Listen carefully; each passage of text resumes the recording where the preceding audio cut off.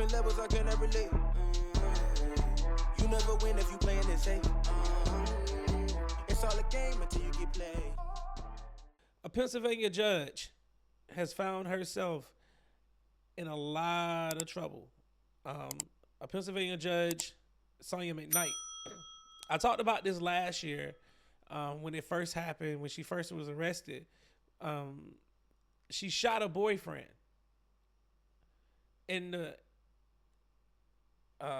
while he was sleeping in the head. Actually took his eye out, made him blind in one eye. And this wasn't the first time that she had been involved in a shooting when it came to a significant other. Back in 2019, it was alleged that she shot. Well, she actually shot her then boyfriend. I think a fiance or an ex-husband or something like that. But she shot him, and they ruled out when it's self-defense, and she was never like really tried for anything. They just kind of swept that one under the rug. Well, this time she's back in the news again. And like I said, this was the trial part of it. She was arrested for this last year, back in early last year, like around February last year. So we're gonna take a listen to this, and then we're gonna talk about it on the other side. Judge from Dauphin County faces up to 60 years in prison for shooting her ex-boyfriend as he slept.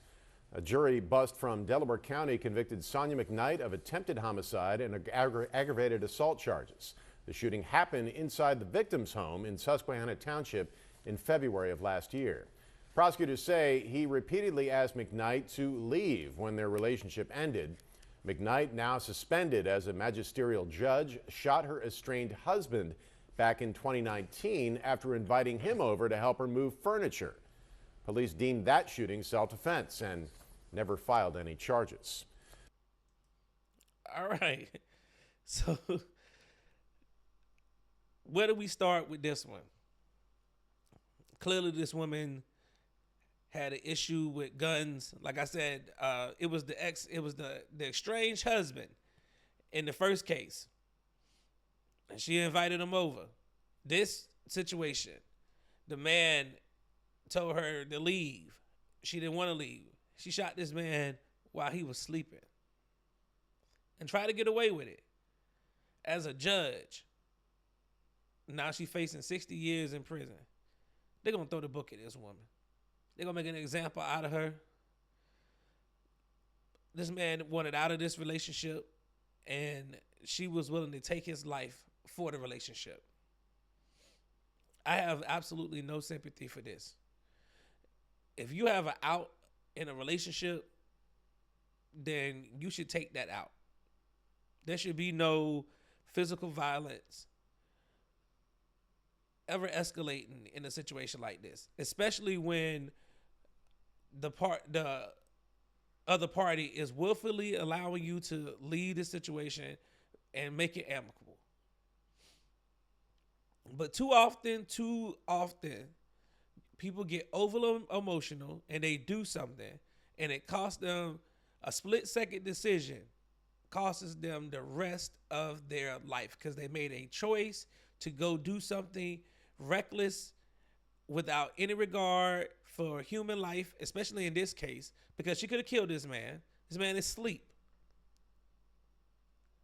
That's why she got hit with attempted murder, because she actually went there to actually harm this man.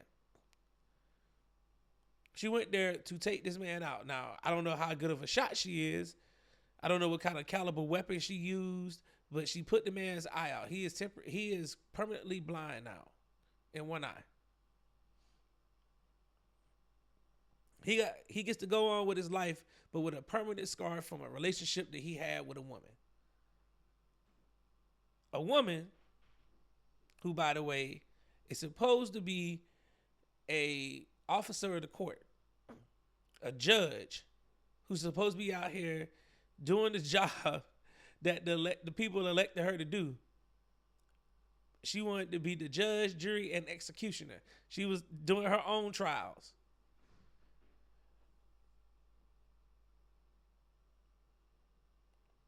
in a situation like this, you got to go back and look at the one back in 2019 and say, did they get it wrong that time? Did she actually think that this time she was going to do the same thing?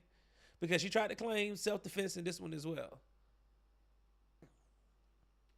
And then they said that the way the evidence was collected at the house, it was mishandled. Like everything was mishandled. So they tried to get the case thrown out based on evidence being not transferred properly, because they knew there was no way that they couldn't prove that she didn't pull the gun. They said that he had more gun residue. They tried to say it was suicide. That he tried to take himself. He was like, I ain't trying to kill myself. That's what the report was. That he tried to kill himself. That's what, at least that's what the narrative was trying to get painted. And this man is telling the people that please help him. Please help him. As he pled his case to the EMTs for them to save his life. And this woman tried to use the prosecution to get, the prosecutor tried to use the defense of he had more gun residue on him than she did.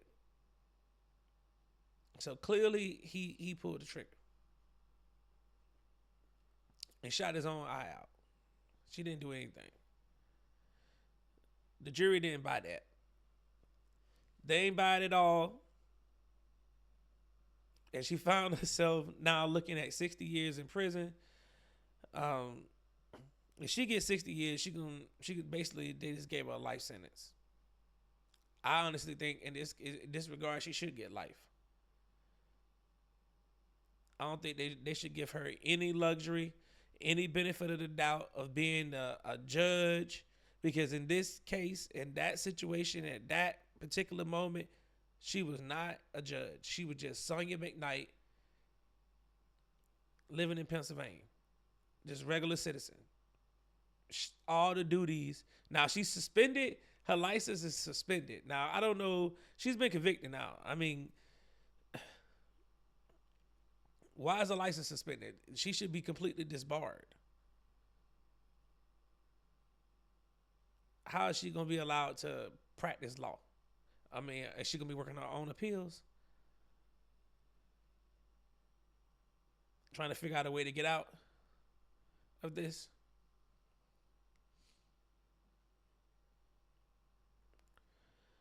Very interesting case. These women are making some crazy decisions in positions of power.